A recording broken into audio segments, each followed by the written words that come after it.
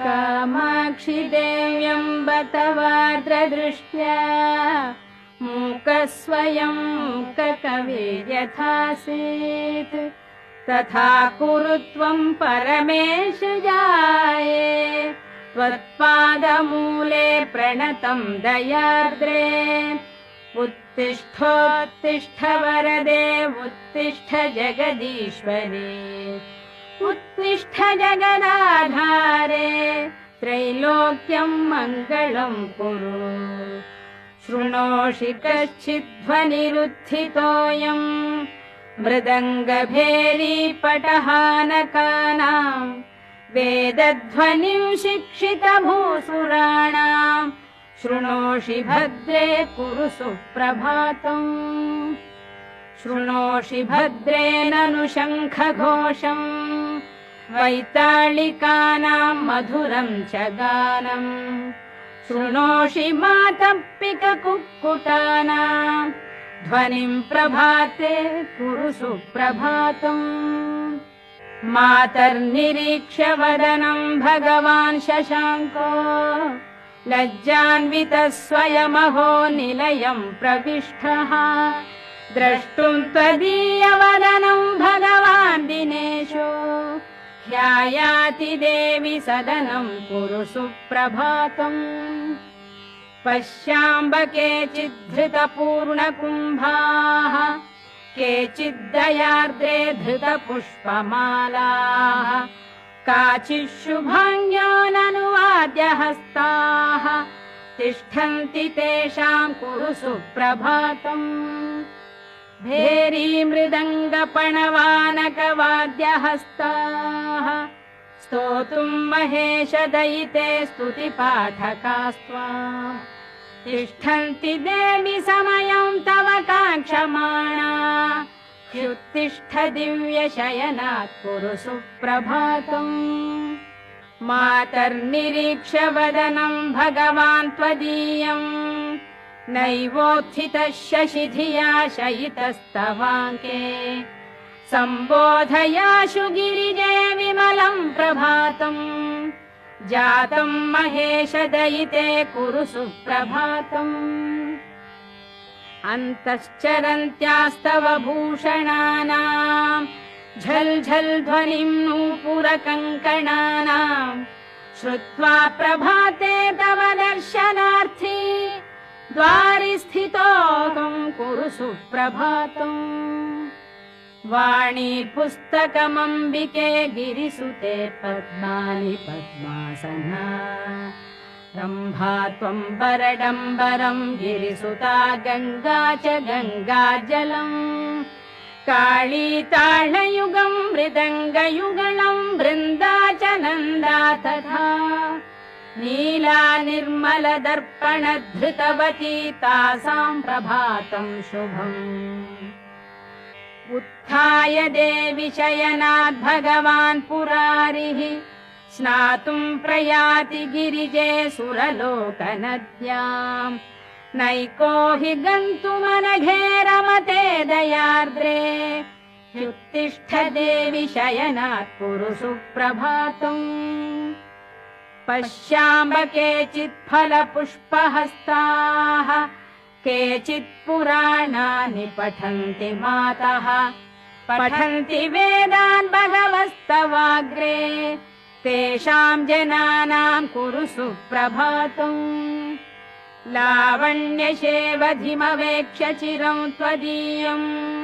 कन्दर्पदर्पदलनोऽपि वशङ्गतस्ते कामारिचुम्बितकपोलयुगं त्वदीयम्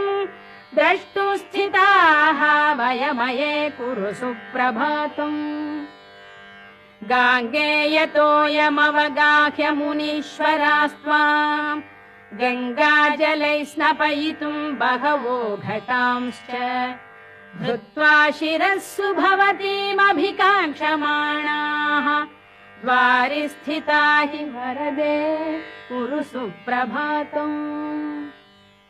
मन्दारकुन्दकुसुमैरपि जातिपुष्पैः मालाकृता विरचितानि मनोहराणि माल्यानि दिव्यपदयोरपि दातुमम्ब तिष्ठन्ति देवि मुनयः कुरु सुप्रभातम् काञ्चीकलापपरिरम्भनितम्बबिम्बम् काश्मीरचन्दनविलेपितकण्ठदेशम् कामेशचुम्बितकपालमुदारनासा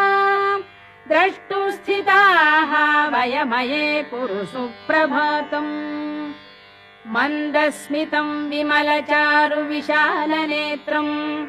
कण्ठस्थलम् कमलकोमलगर्भगौरम् चक्राङ्कितम् च युगलम् पदयोर्मृगाक्षी द्रष्टुं स्थिताः वयमये कुरु सुप्रभातम् मन्दस्मितम् त्रिपुरनाशकरम् पुरारेः कामेश्वर प्रणयकोपहरम् स्मितम् ते मन्दस्मितम् विपुलहासमवेक्षितुम् ते मातस्थिताः वयमये कुरु सुप्रभातम् माता शिशूनाम् परिरक्षणार्थम् न चैव निद्रावशमेति लोके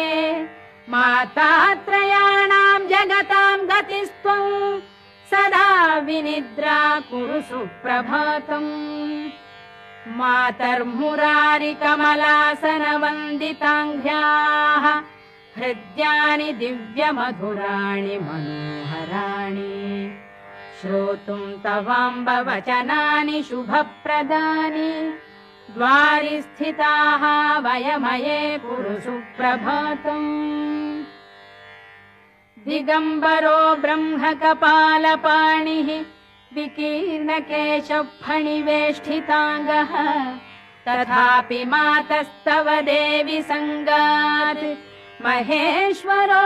भूत्कुरु सुप्रभातम् अयि तु जननि दत्तस्तन्यपानेन देवी द्रविडशिशुरभूद्वैज्ञानसम्बन्धमूर्तिः द्रविडतनय भुक्तक्षीरशेषम् भवानी वितरसि यदि मातः सुप्रभातम् भवेन्मे जननि तव कुमारस्तन्यपानप्रभावात् शिशुरपि तव भर्तुः कर्णमूले भवानी प्रणवपदविशेषम् बोधयामास देवी यदि मयि च कृपाते सुप्रभातम् भवेन्मे त्वम् विश्वनाथस्य विशालनेत्रा हालास्यनाथस्य नु मीननेत्रा एकाम्रनाथस्य नु कामनेत्रा कामेशजाये कुरु सुप्रभातम् श्रीचन्द्रशेखर गुरुर्भगवान् शरण्ये श्रीचन्द्रशेखर गुरुर्भगवान् शरण्ये श्रीचन्द्रशेखर गुरुर्भगवान् शरण्ये त्वत्पादभक्तिभरितः फलपुष्पपाणिः एकाम्रनाथ दयिते तव दर्शनार्थी तिष्ठत्ययं यतिवरो मम सुप्रभातम् एकाम्रनाथ दयिते ननु कामपीठे सम्पूजितासि वरदे गुरुशङ्करेण श्रीशङ्करादिगुरुवर्य समर्चिताङ्घ्रिम् द्रष्टुं स्थिताः वयमये कुरु सुप्रभातम् दुरितशमनदक्षौ मृत्युसन्त्रासदक्षौ चरणमुपगतानाम् मुक्तिदौ ज्ञानदौ तौ अभयवरदहस्तौ द्रष्टुमम्ब स्थितोऽहम् त्रिपुरदळन जाये सुप्रभातम् ममार्ये मातस्त्वदीय चरणं हरिपद्मजाद्यैः वन्द्यं रथाङ्गसरसीरुह शङ्खचिह्नम् द्रष्टुं च योगि जनमानसराजहंसौ द्वारि स्थितोऽस्मि वरदे कुरु सुप्रभातम् पश्यन्तु केचिद्वदनं त्वदीयम् स्तुवन्तु कल्याणगुणांस्तवान्ये नमन्तु पादाब्जयुगम् त्वदीयाः द्वारि स्थितानाम् कुरु सुप्रभातम् केचित् सुमेरोः शिखरेति तुङ्गे केचिद्मणिद्वीपवरे विशाले पश्यन्तु केचित् त्वमृदाब्धिमध्ये पश्याम्यहम् त्वामिह सुप्रभातम् शम्भोर्वामाङ्कसंस्थाम् शशिनिभवदनाम् नीलपद्मायताक्षी श्यामाङ्गाम् चारुहासाम् निबिडतरकुचा पक्वबिम्बाधरोष्टीम् कामाक्षीम् कामदात्रीम् कुटिलकचभराम् भूषणैर्भूषिताङ्गीम् पश्यामः सुप्रभाते प्रणतजनिमताम् अद्य नः सुप्रभातम् कामप्रदा कल्पतरुर्विभासि नान्या गतिर्मे ननु चातकोऽहम् वर्षस्य मोघः कनकाम्बुधाराः काश्चित्तु धाराः मयि कल्पयाशु त्रिलोचनप्रियाम् वन्दे वन्दे त्रिपुरसुन्दरीम् त्रिलोकनायिकाम् वन्दे सुप्रभातम् ममाम्बिके कामाक्षि देव्यम्ब तवार्धदृष्ट्या कृतम् मयेदम् खलु सुप्रभातम् सद्यः फलम् मे सुखमम्ब लब्धुम् तथा च मे दुःखदशा गता हि ये वा प्रभाते पुरतस्तवार्ये पठन्ति भक्त्या ननु सुप्रभातम् शृण्वन्ति ये वा त्वयि बद्धचित्ताः तेषाम् प्रभातम् कुरु सुप्रभातम्।